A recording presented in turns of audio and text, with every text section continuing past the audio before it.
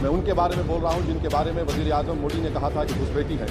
मैं उन बेटियों और माओं के बारे में कह रहा हूं जिनके बारे में मोदी ने कहा कि ज़्यादा बच्चे पैदा करते हैं। मैं उन मासूम नौजवानों के बारे में कह रहा हूं जिनको मॉब लिंचिंग के जरिए मारा जा रहा है।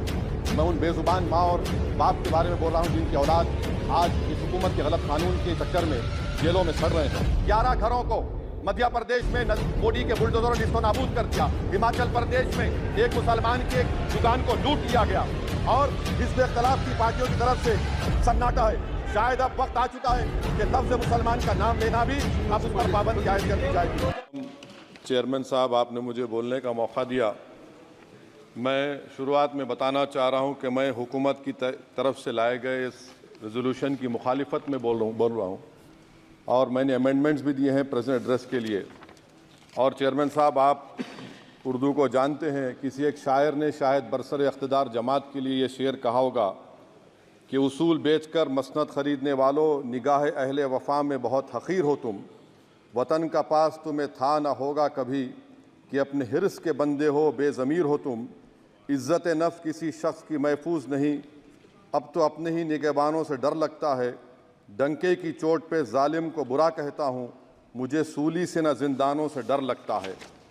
मोहतरम चेयरमैन साहब, मैं आज इन लोगों की तरफ से बोल रहा हूँ जो दिखते तो हैं, जिनके बारे में बात तो होती है मगर उनकी कोई नहीं सुनता। मैं उनके बारे में बोल रहा हूँ जिनके बारे में वज़ीर आज़म मोदी ने कहा था कि घुसपैठी है।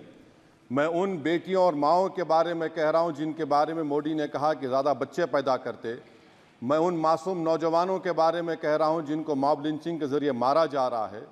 मैं उन बेज़ुबान माँ और बाप के बारे में बोल रहा हूँ जिनकी औलाद आज इस हुकूमत के गलत कानून के चक्कर में जेलों में सड़ रहे हैं। सर, मैं दस्तूर जब इस ऐवान में बन रहा था, संविधान बन रहा था, तो उस वक्त अलहदा वोटर लिस्ट और इंतखाबी रिजर्वेशन की बात आई तो उस वक्त के हमारे फाउंडिंग फादर्स ने, हमारे बुजुर्गों ने, दोनों समुदाय के हिंदू और मुसलमानों ने फैसला किया कि हम इस पर राज़ी नहीं होंगे।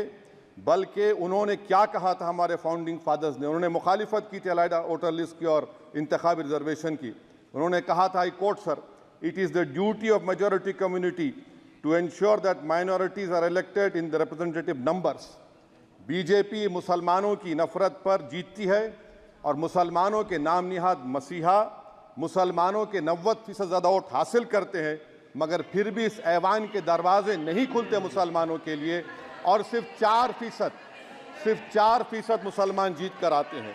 सर, संविधान सिर्फ एक किताब नहीं है जिसे चूमा जाए, संविधान एक किताब नहीं है जिसे दिखाया जाए, संविधान एक सिंबल भी है, मगर संविधान एक हमारे बुजुर्गों के ख्वाबों की किताब है। हमारे जमहूरियत को हमारे बुजुर्गों ने इस तरह समझा, हमारे फाउंडिंग फादर्स ने इस तरह जमहूरियत को समझा कि इसमें हर समुदाय और मजहब और समाज के मानने वाले लोगों की राय को शामिल किया जाएगा इस मुल्क को चलाने के लिए। मगर इस ऐवान में सिर्फ 4% मुसलमान जीत कर आते हैं। मैं संविधान से जो मोहब्बत के दावे करते हैं उनसे कहूँगा कि कभी उठाकर पढ़ो कॉन्स्टिट्यूंट असेंबली डिबेट्स में कि नेहरू ने, HC मुखर्जी ने, सरदार हुकुम सिंह ने माइनॉरिटीज़ के बारे में क्या कहा था।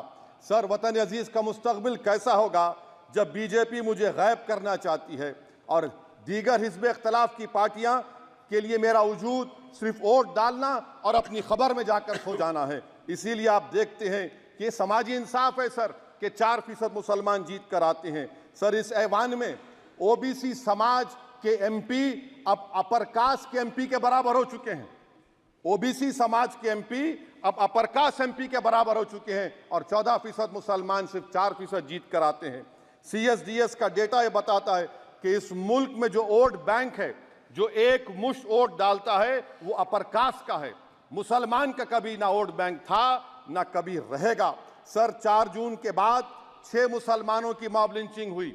11 घरों को मध्य प्रदेश में मोदी के बुलडोजरों ने निस्तो नाबूद कर दिया। हिमाचल प्रदेश में एक मुसलमान की एक दुकान को लूट लिया गया और हिज़्ब इख्तिलाफ की पार्टियों की तरफ से सन्नाटा है। शायद अब वक्त आ चुका है कि लफ्ज़ मुसलमान का नाम लेना भी अब उस पर पाबंदी आयद कर दी जाएगी। सर, मैं ये बात बताना चाह रहा हूँ कि नरेंद्र मोदी को जो मैंडेट मिला है। एक मिनट आप लोग बैठ जाएं, कृपया आप लोग बैठ जाएं। श्री मनसुख मांडविया जी, आप लोग बैठ जाएं, कृपया। माननीय सदस्य बैठ जाएं। श्री मनसुख मांडविया जी, मनसुख मांडविया जी, कृपया आप लोग बैठ जाएं। अपने प्रारंभिक कृपया आप लोग भाषण बैठ में जाएं। माननीय आप लोग बैठ जाएं। माननीय सदस्य बैठ जाएं। माननीय सदस्य ने अपने प्रारंभिक भाषण में जो शब्द प्रयोग करा है उसको ऑथेंटिकेट करा जाए। और अभी उन्होंने उल्लेख करा कि मोदी के बुलडोजर ने वहाँ मॉब लिंचिंग करा है, उसको भी ऑथेंटिकेट करा जाए। निश्चित तौर से इसको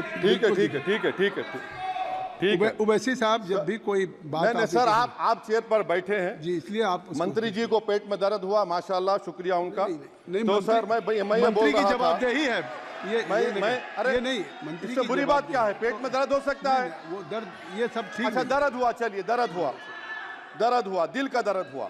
तो सर, जो नरेंद्र मोदी को मैंडेट मिला है वो सिर्फ और सिर्फ मुसलमानों की नफरत पर हिंदुत्व की वजह से मिला है। I would like to say it is not Modi's in dock but every single person voted him despite his anti Muslim voice. And I would like to tell the opposition parties, this is not a moral victory for you, this is a victory of majoritarianism. Everyone should contemplate and do introspection. Why is it that the OBCs and the upper caste are getting their due representation? Why are the Muslims not getting? Are we here only to vote for you and not to get elected?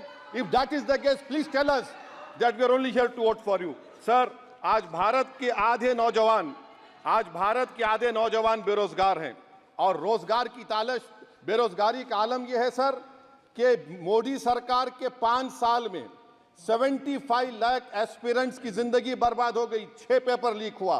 बेरोजगारी का आलम यह है sir कि Russia जा रहे हैं, वहां जाकर अपनी जानों को दे रहे हैं। बेरोजगारी का आलम यह है कि नरेंद्र मोदी रोजगार का कैंप चलाती है नौजवानों के लिए कि तुम इजराइल में जाकर काम करो, उनको कैनन फॉडर बना रही है ताकि फलस्तीनियों की जायदादों को हड़प कर सके। ये भी कंक्लूड मैं, अरे सर मेरा टाइम है, कहाँ टाइम है सर? आप ये टाइम ले लिए मेरा सर, मैं 2 मिनट दीजिए। ये विश्वगुरु की पॉलिसी है। इजराइल को 27 टन हथियार जा रहा है। 9 मिलियन भारत के लोग गल्फ में काम करते हैं, क्या असर पड़ेगा? 47,000 इजरायली फलस्तीनी मार चुके हैं। क्या है हमारी पॉलिसी सर? क्यों हथियार दे रहे हैं सर? नस्लकशी हो रही है। सदर जमहूरिया के खुतबे में राष्ट्रपति के सर, मैं उसी पे बोल रहा हूं सर, उसमें लिखा हुआ है फॉरेन पॉलिसी के ऊपर, आप पैराग्राफ नंबर 25 देख लीजिए। सदर जमहूरिया में सैचुरेशन अप्रोच है। क्यों नहीं मोदी सरकार माइनॉरिटीज को क्लीन स्कॉलरशिप को डिमांड करती है सर? उसको आपने बजट कम कर दिया सर। बनारस का बुनकर 18 महीने से मंडी का शिकार है, सूरत और बेंगलुरु जा रहा है सर। आखिरी बात कंक्लूड कर रहा हूं, आखिरी बात सर, पनून केस में निखिल गुप्ता, मोदी ने कहा था कि हम घर में घुसकर मारा, तो निखिल गुप्ता को किसने ऑर्डर दिया था पनून को मारने का? अगर नहीं दिया तो उसको बचाइए, और अगर दिया नहीं तो फिर उस पर पीएमएलए क्यों नहीं लगाकर? सर समाप्त करो। कमेटी बनाई आपने, उसका क्या हुआ सर? हम एससीओ को नहीं जा रहे सर। मैं आपको बता रहा हूं कि मैं अपनी इस तकरीर को टीपू सुल्तान की नजर, सुनिए सर, अब हो गया, खत्म कर रहा हूं सर। मैं अपनी तकरीर को टीपू सुल्तान की नजर कर रहा हूं। ये टीपू सुल्तान की फोटो है, क्या आप इससे भी नफरत करेंगे सर? ये संविधान में टीपू सुल्तान की फोटो है जिस पर वल्लभ भाई पटेल ने साइन किया, श्यामा प्रसाद मुखर्जी ने साइन किया। ये आपकी नफरत है सर। आखिर में मैं अपनी बात को खत्म कर रहा हूं इस शेर पर कि क्या दिन दिखा रही है सियासत की धूप छांव।